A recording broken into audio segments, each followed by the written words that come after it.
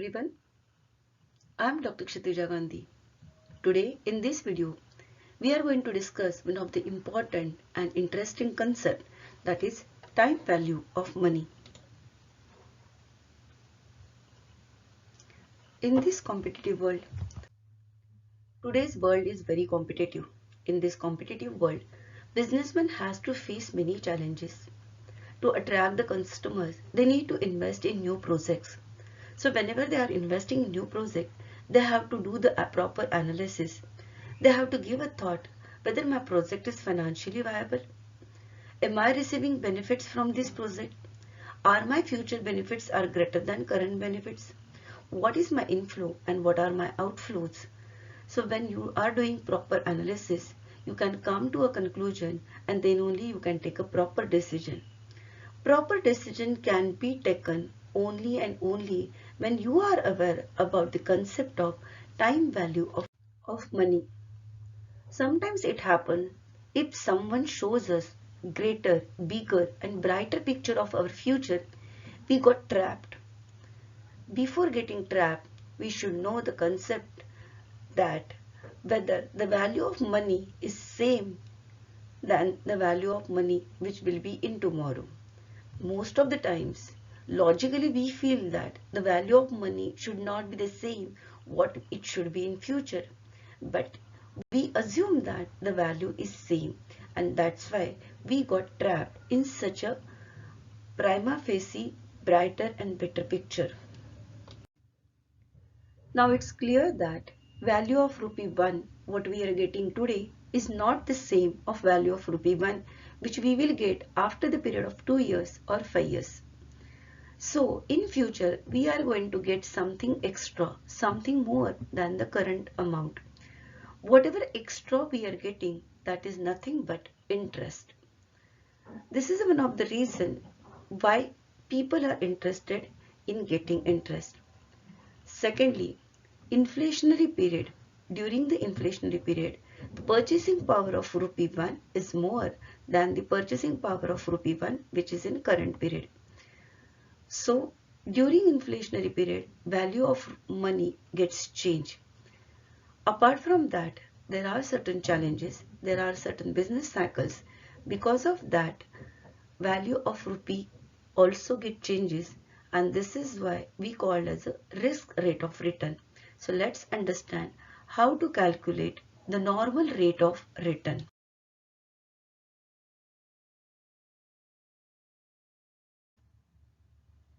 Normal rate of return or nominal rate of return or market rate of return is calculated considering three parameters.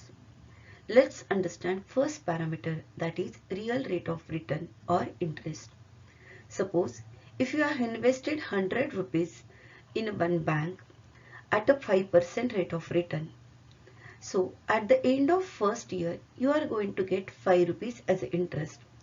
After the period of 2 years, you are going to get 10 rupees as a rate of interest. So you are quite happy that after 2 years, I am going to get 110 rupees. So this is first 10 rupees is real rate of interest. But afterwards, you come to know that rate of inflation is of 5%. It means that you will have to pay 10 rupees extra after the period of 2 years. So your interest is of rupees 10 and again inflation you are paying 10 rupees extra. So in that case there is no profit or no rate of return. Apart from these two parameters, we should consider one more parameter, that is risk premium for compensating uncertainties. As we know that life is very unpredictable. So there are certain risks and challenges, and for that risk or challenges we have to pay certain extra amount. So we have to keep aside that amount for the future safety, and that risk premium compensating uncertainty rate you should predict.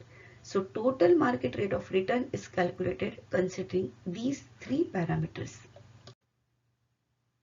Let's revise the concept of simple interest and compound interest, which we have studied in our school days. But if you have to study time value of money, we should know these concepts. So simple interest means the interest which we receive on original amount or the principal amount. So formula for calculating simple interest is principal amount multiplied by rate of return multiplied by number of time periods. I have taken one example. If Rama invests rupees 100 for 5 years at the rate of 10% per annum, then expected rate of return or simple interest will be 100 multiplied by 5 multiplied by 10% or 0.1, which gives you 50. So your simple interest will be of rupees 50. As the name suggests, simple interest concept is very easy, very understandable and very simple. But one must know the concept of compound interest. It is assumed that this concept is the eighth miracle of this world. Logic behind this concept is that in compound interest, we are not going to get the rate of return on original amount, but we'll get the amount or get the interest on previously earned interest plus principal amount. For example, we can take the same example. If Rama invests rupees 100 for 5 years at the rate of 10% per annum, then expected interest is. If you remember, in the previous example, we have received the interest of rupees 50, but here we are getting the total amount is 161.5, means we are getting 11.5 rupees extra, and that is the magic of compound interest. Rule of 72 is again very interesting concept. We heard many times in advertisement that particular bank will double your money within 2 days, within 2 years or within 10 years. So sometimes they are very attractive and very fascinating concept. But one should understand how many years will take place to double my amount. So there is one formula, and that is thumb rule or rule of 72. How much should be the rate of interest to double my money? Suppose I invested 1000 rupees and I have to get my 2000 rupees in back within 5 years or within 6 years, then what should be my rate of interest? Suppose if I assume that within 6 years my amount should be get doubled, then what should be the rate of interest? So you can do 72 divided by number of years, that is 6. You can get rate of interest, that is 12%. So if any bank is giving you 12% rate of interest, then obviously within 6 years you can get your double money. Alternatively, suppose if you want to calculate how many years will take place to double my money. If you visit any bank and you come to know that rate of interest is going on, which is 8%. Now you have to calculate how many years will take place to double my amount. So here the formula is 72 divided by I. I means rate of interest. So if you calculate 72 by rate of interest, which is 8%, you can get the number of years, that is 9 years. So you can assume that to double my 1000 rupees, I should wait for the next 9 years.